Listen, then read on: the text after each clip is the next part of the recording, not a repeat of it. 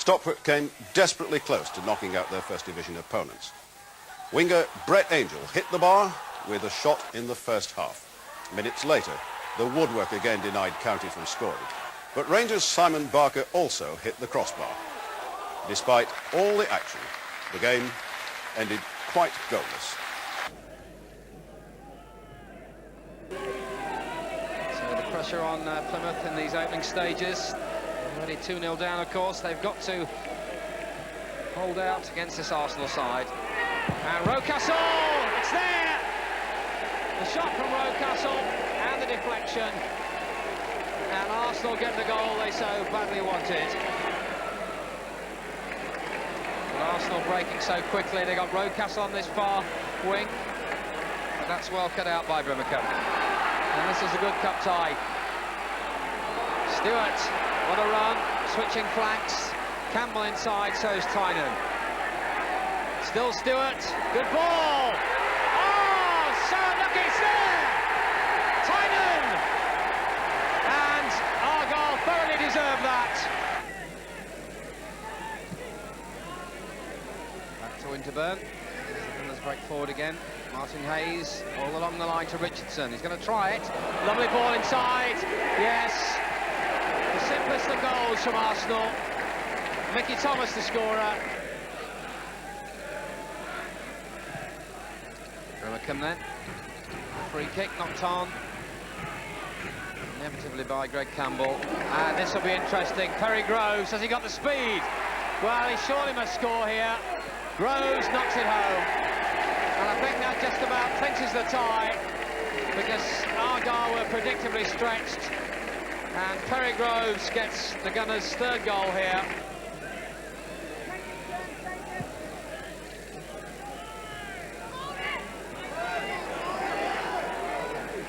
Hayes. Still Hayes, who's got Smith free. Hayes tries it. Smith must knock it home. And now Plymouth are in danger of being absolutely humiliated here at home park.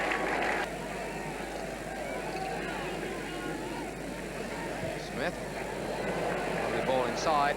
Is that Merson already? Thomas. And it is number 5. Michael Thomas.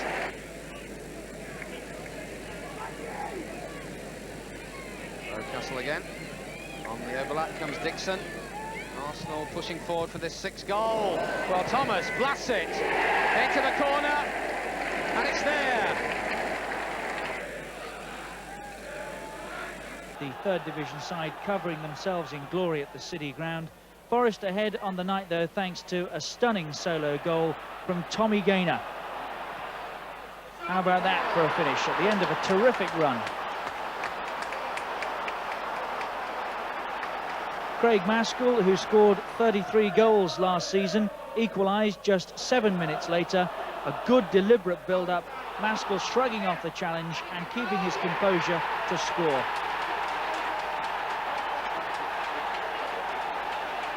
Into the second half then, 48 minutes to be exact, and Forest were back in front.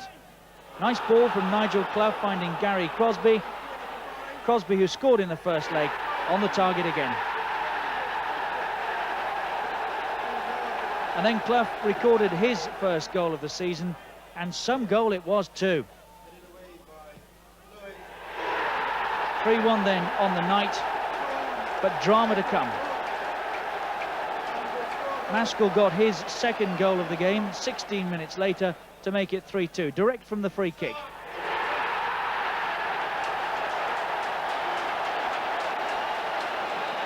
And 5 minutes later, Mike Chechery got the equaliser. It wasn't enough, though. Forest surviving extra time and going through on the away goals rule.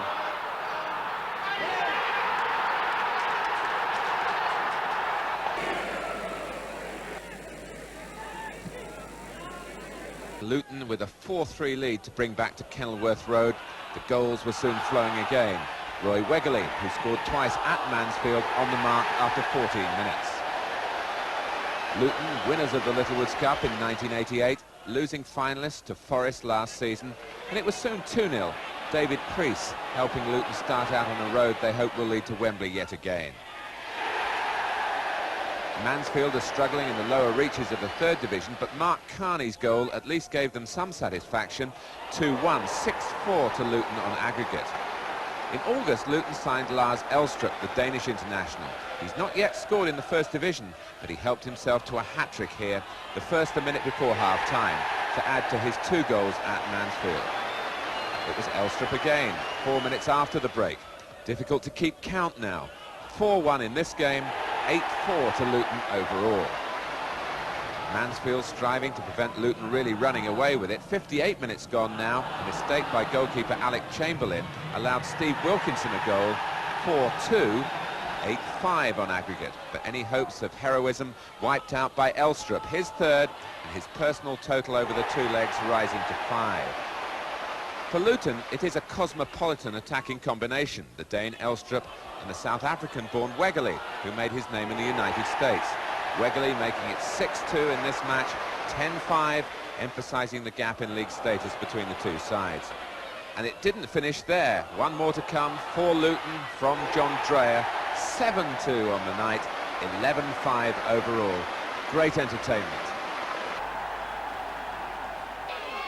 Now, Sheffield Wednesday increased their season's goal credit by 500% in one night at Aldershot.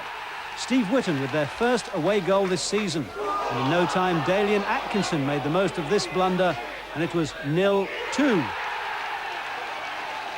Whitton, ex-West Ham and Birmingham City, can head a ball as well. 0-3. I suppose it'll be Atkinson next. Yeah, sure enough, a little help from Dave Bennett. And the question was, which player would be the first to his hat-trick? The answer? Atkinson. 0-5. But within 53 minutes, both men had reached that target. Whitton with number 6. And he wasn't finished. His 4th and Wednesday's 7th coming up. Hard to imagine how it stayed goalless at Hillsborough. And the last word, where do you think that went? Where students of English literature think it should always go, to a man called Shakespeare. 8-0, the tempest had subsided.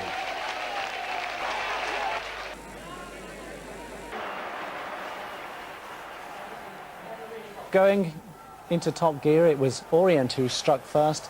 Danny Carter in the 44th minute really made the most of it. Flashing shot past Neville Southall from fully 25 yards, 2-2 on aggregate.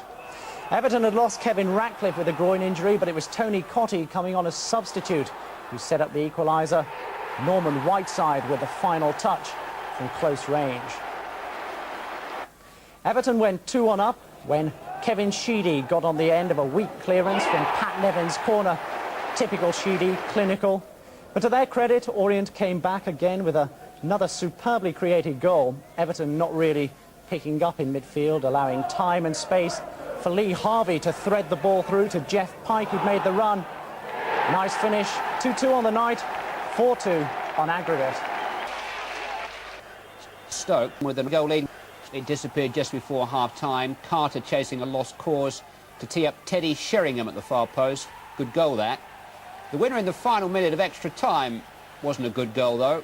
Certainly not according to Stoke. Watch for Millwall number 10, Tony Cascarino, trying to stay onside. But as Hurlock played it through, well, he looked at least a yard off, didn't he? The rest was worthy enough.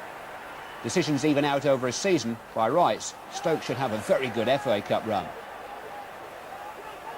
Blackburn's chances probably disappeared with goalkeeper Terry Geno's disappearance from the first leg at Exeter a fortnight ago through injury. Left them with an awful lot to do. They made inroads into Exeter's 3-goal lead with this goal from Mark Atkins just before half-time. Hope again for Blackburn. It faded at the end of this bold run by Exeter's Richard Young. He looks worth a scouting check, doesn't he? Darren Rowbotham drives the goal through the keeper's hand. Blackburn again needing 3 goals, but in half an hour now. They got one back with this late Mark Atkins free kick. Very casual. It was a night more about Brian Robson than Littlewood's cup success over Portsmouth. Certainly showed his class without getting on the score sheet. But the news looks very good for England. Robson showing the old power, verve and awareness, even if the final touch wasn't quite there.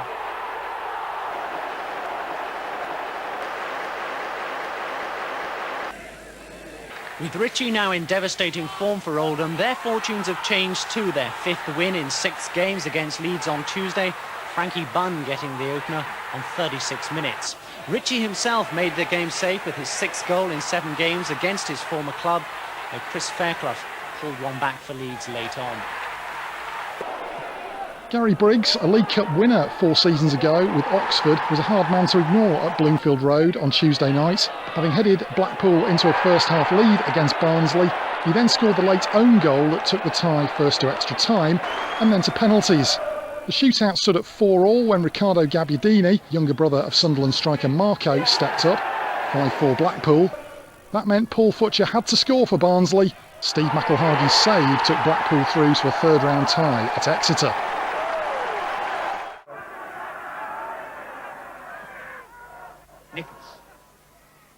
Clark again. Good effort. And he's found the corner of the net. And Steve Clark gives Chelsea the lead. Richards misjudged it. Dixon. Wilson's there to help it in. And that was enough to give Chelsea a 2-goal lead. Russell. No, he can't cross the ball well. And does so. Oh, it's a great goal! And Graham gets Scarborough back into the game. Norris again. Back to Saunders. Good little ball down the line for Short. Robinson's there, it's in! Unbelievable! The 18-year-old scores his first ever goal in senior football. It's turned on to Norris. He's got Clark with him and Clark brings him down. It's a penalty. Scarborough have been given a penalty. 15 minutes of the match remaining. He scored. Scarborough, from being 2 down, are 3-2 up against the second team in the First Division.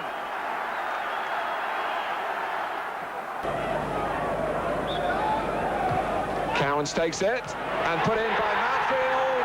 Goal from very close range. Here's Vaughan. And that's ball! Brilliant! Brave and brilliant. Few on the edge of the area. Martin comes in on this one. He's got it. He scored. Southend are 1 up. And Crown can get this over to Bennett. He's there. And here comes Paul Allen. Oh, he scored. And Naeem has it. Oh, it's great play by Naeem. He's in here. Naeem makes it 2-2. Paul Brush with the kick. Roy McDonough gets up to compete well. And here's Bennett on the way through, and he's got it. And Southend in the lead. And a lot expected on the night of Kevin Drinkle. Coventry's most expensive signing. 3-1 they trail from the first leg. Well, Grimsby certainly don't look overawed. Putting their passes together. Oh, and Rees may have caught Downs on the far side. And he might walk for that.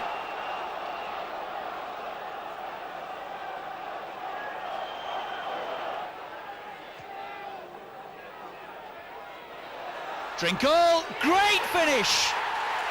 What a start for Kevin Drinkle.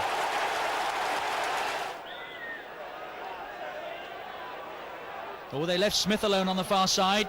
And Speedy's unmarked! 3-3 on aggregate. David Speedy. Smith and Coventry really with their tails up now. McDonald might try one. Oh, screamer!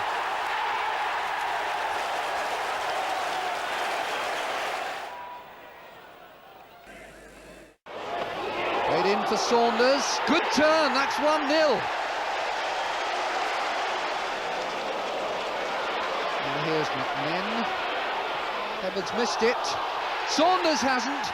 2-0. McMinn again, he's causing problems down this left side. And that's in once again from Saunders. A hat-trick, 1-2-3.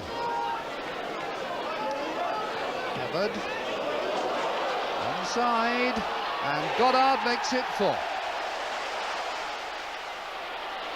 Saunders. A lot of the trouble has come from this side, and McMinn gets the 5th. With Sons injured and Rush and Beardsley replaced, where would the Liverpool goals come from? Well, substitute Steve Staunton pointed the way. His first senior goal for the club, and poor Wigan Athletic were to witness his first senior hat-trick. Liverpool had Staunton and Jan Molby playing together up front at one point. They do seem short of attacking cover at the moment, in theory anyway. Staunton's second in the space of 12 minutes, and from Molby's flick. Liverpool, who were 2-1 down during the first leg, remember, completed an 8-2 aggregate win with Staunton's third 3 minutes from time. Who needs strikers when your fullbacks score hat-tricks? In the meantime, stirring stuff at St James's Park. Newcastle had some leeway to make up, and when Lyndon Jones handled, Gary Brazil had the chance to score his first goal for the club. And he did it. And Newcastle were level on aggregate with Reading when Kevin Brock scored a second.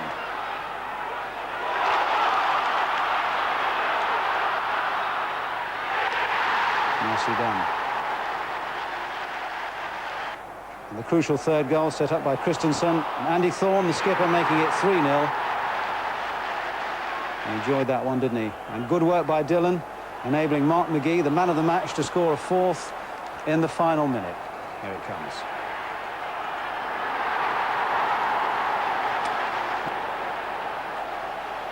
Manchester City, 2-1 down from the first leg, had to wait until the second half to break third division Brentford's spirit.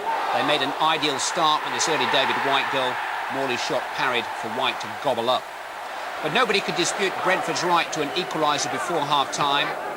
Like Steve Perryman himself, forthright and determined, they kept at it and eventually hustled Brian Gale into a tackle which ran kindly for Eddie May to pop the visitors back into the aggregate lead. Every First Division club knows there are bound to be some famous victims on a cup night, but City seized the initiative with another outburst of home goals in the second half, 3 in the space of 5 minutes. The first 2 from Trevor Morley. Nobody was going to deny him here, keeping his feet and his head and turning the tide in the process. Ian Brightwell came storming down the middle to set up the next. It's amazing how much confidence that Manchester derby victory has pumped into City veins. Morley hadn't scored before then, but it's second nature to him again now. That could prove to have been a big day for David Oldfield too.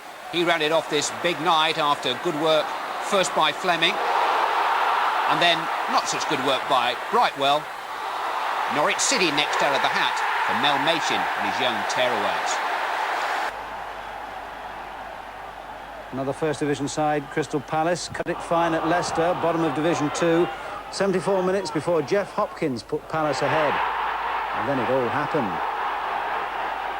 60 seconds later, Wayne Clark, ex-Everton, 1-1. And Jeff Thomas made it 3 goals in 3 minutes to restore Palace's advantage. Extra time required. And a former Leicester striker, Mark Bright, gets the ball over the line in the 97th minute. 3-1 to Palace. Not over yet. Alan Parrish tied it up at 4-4 on aggregate. Clark hit the bar for Leicester in the last minute, with away goals putting Palace through to meet the cup holders, Nottingham Forest.